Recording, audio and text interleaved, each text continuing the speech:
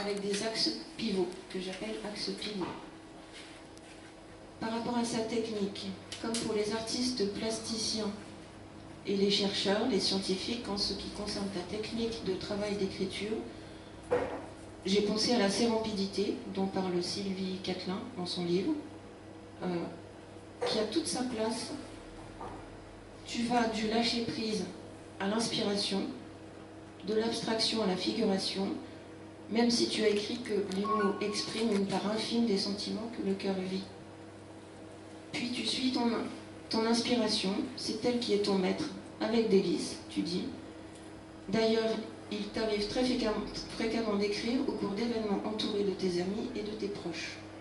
Tu laisses venir l'inspiration, mais également tu sais répondre à une commande. Donc ça suit un petit peu la démarche aussi des plasticiens, ou en tant que passionné d'histoire, apporter ton témoignage, offrir tes réflexions et œuvrer pour le devoir de mémoire, notamment récemment avec les tirailleurs africains. C'est un projet en cours, sous l'égide de la princesse Marie-Thérèse Altermat. Et nous avons la chance, Jules Victor Kingué, qui est donc coordinateur général du GIFAL et FIDA International, dont tu as parlé, Victor, tout à l'heure, d'investissement des femmes actives. Après avoir vu donc cette partie de technique, abordons le langage. Ton langage, c'est ton écriture, la poésie. Le professeur Axel Moget, dans la préface du recueil, j'ai mis le poème à propos des tirailleurs africains. J'ai accroché derrière Victor le poème que tu as rédigé lors de la conférence. Donc c'est ce que je disais, tu écris souvent au cours d'événements. Donc au cours de l'événement qui était organisé par la princesse Altermat.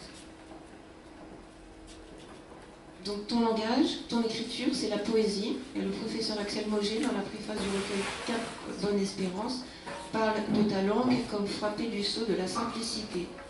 Dans un autre recueil, Pour animer le rêve, c'est la simplicité de ton écriture, mêlée à un foisonnement de détails qui est remarquable et qui pourrait faire penser aux écrits de Philippe Delerme, un romancier. Savoir, tout comme lui, savoir apprécier chaque instant.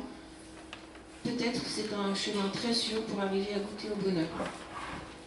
Tu as un langage avec un code secret, avec la fusion de thèmes, de couleurs, pour te permettre des analogies, comme la fusion entre le thème de l'amour et celui de la nature que tu utilises beaucoup.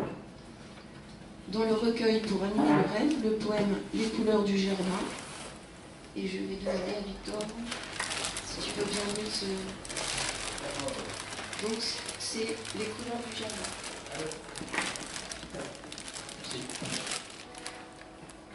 Les couleurs du jardin. Rose, vert. La douceur de son teint,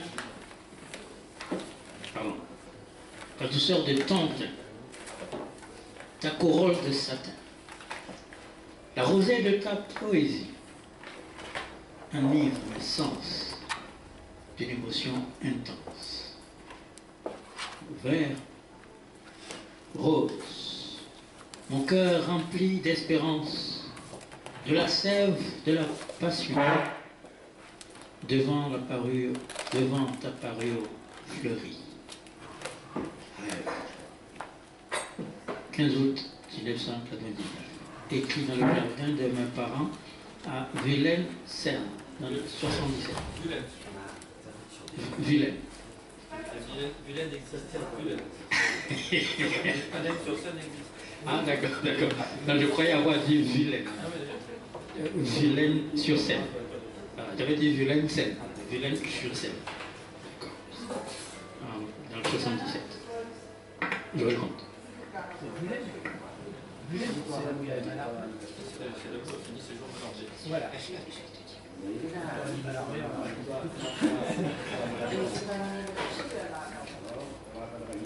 Invitation à goûter au bonheur. Et Cap Bonne Espérance pour le professeur Axel Moget. Pour lui, tu es un poète à la fois discret, pudique et en même temps vibrant, lumineux, un être attaché aux autres, à l'humanité. Le poète nous convie à revenir à l'essentiel, à l'exploration, au partage, à la découverte de l'autre, des autres. Je te vois également bilan, notamment par rapport à la nature, au progrès et au temps qui passe. Et sublime l'incendie de nos émotions, dans une étreinte suave et pure. Chaque caresse est un mot d'amour, qui bout à bout compose l'ode magique du discours enfin dévoilé dans un élan magnifique qui grave « Je t'aime » dans nos cœurs pour toujours.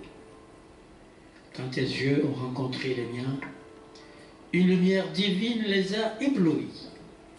Dans leur écrin, mes secrets sont enfouis, éternellement liés au bonheur dans les tiens. Le 2 juin 2002. Je vous raconte. Merci beaucoup.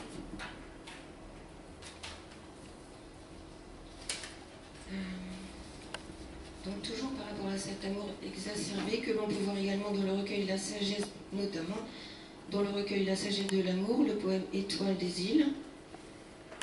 Un amour exacerbé, également l'amour et la délicatesse dans le recueil Les deux petits écureuils et dans le poème Danse magique. Je vais vous lire les 6 derniers vers. Et irrésistiblement je sens le frôlement de tes yeux sur mon cœur, et le tourbillon de nos désirs d'enfant rime avec le refrain des amoureux éblouissants. Et jusqu'au bout de la passion de la danse magique, nos âmes émerveillées subliment l'émotion d'une communion magnifique. Il y a ce sentiment d'amour, mais il y a également l'amitié, la tendresse et le dévouement. L'amitié dans le recueil Le Jardin d'Hélène, avec le poème Mon ami. La tendresse dans le recueil Passeport pour la paix, éclat de verre. Le quatrain Tendresse. Chaque matin, le soleil se lève sur un mot gentil et agréable qui élève le sentiment de confiance et de chaleur et remplit de sérénité le cœur. Le dévouement, dans le recueil Acrostiche en courtésie, un accompagnateur, toi, écrit des acrostiches pour des handicapés, donc que tu as accompagné, ce qui ne fait que souligner la profondeur de tes sentiments et ton humanisme. Laurent, Oui. tu peux me relire l'acrostiche sur les handicapés, s'il te plaît. Sûr. Alors, il est assez long. Il y en a plusieurs en fait. Parce que Oui. j'avais- Oui, j'ai pas donc le recueil. Non, mais Acrostiche très belle et où l'amitié et les beaux sentiments nous ravissent. Je te remercie Victor très chaleureusement de m'avoir proposé et permis de faire cette intervention. Et à vous tous qui êtes présents pour ce jour si particulier et symbolique pour Joël et nous. Merci à vous.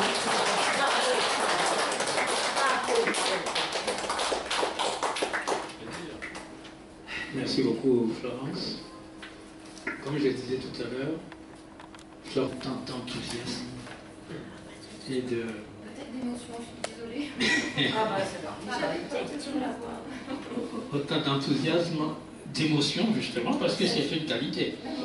J'ai essayé d'être objective le plus possible.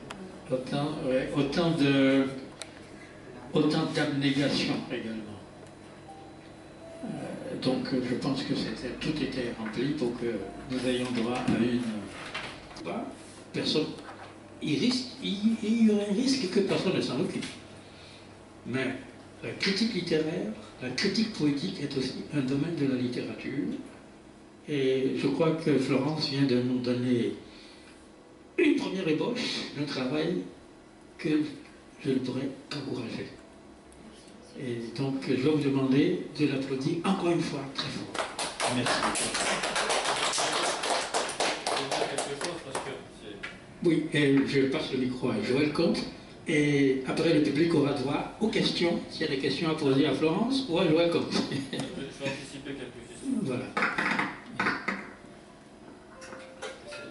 En fait, Merci beaucoup, Florence.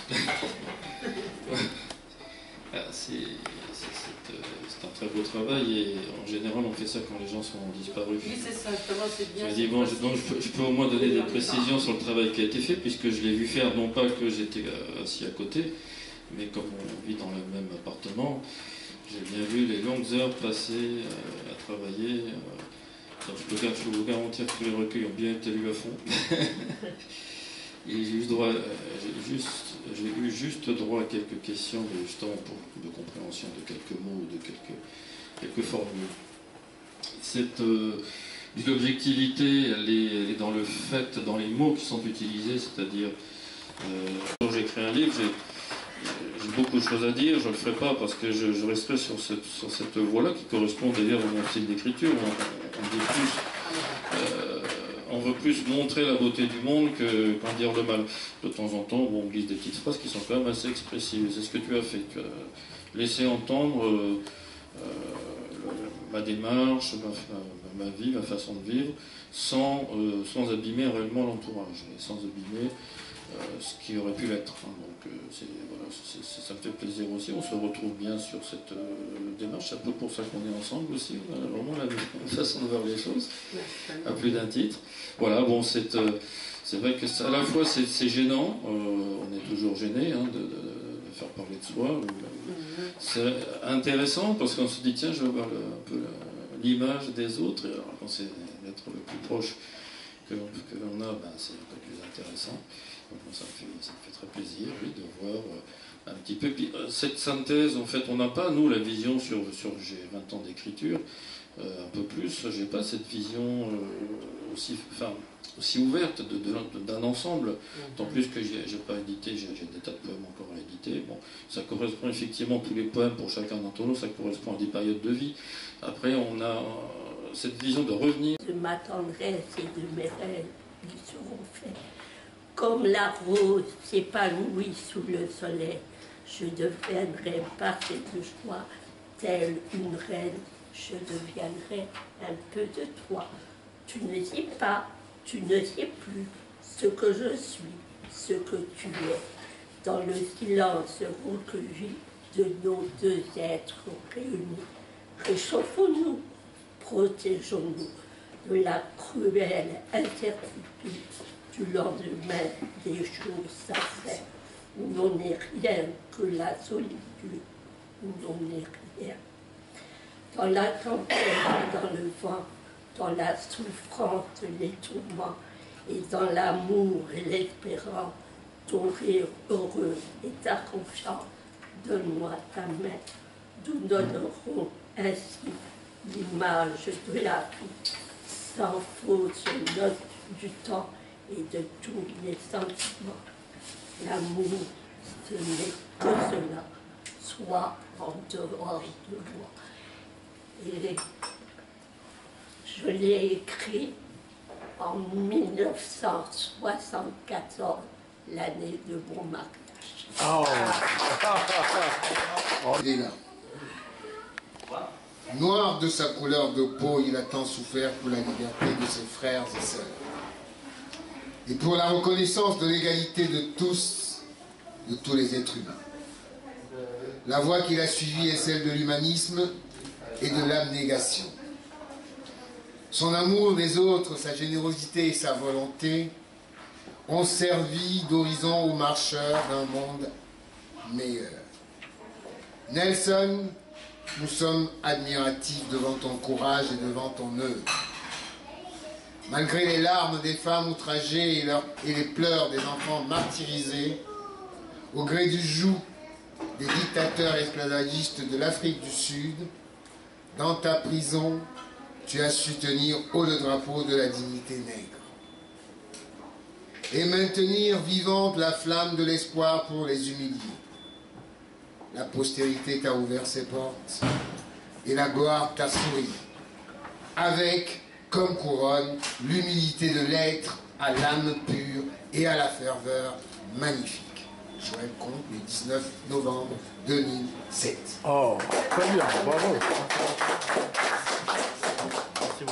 Avec votre émission, je vais demander à Marthe de nous lire également un poème. Donc fais là. Attirer sur tes rêves, à faire monter la fièvre de l'enfant, que tu te tiens dans tes bras. Tu ne verrais jamais l'été, et tes bourreaux qui, sans pitié, ont tué la fleur de ton cœur. Répands sur le monde tes pleurs. Signé Joël Kant. Pardonnez-moi, je ne sais pas si...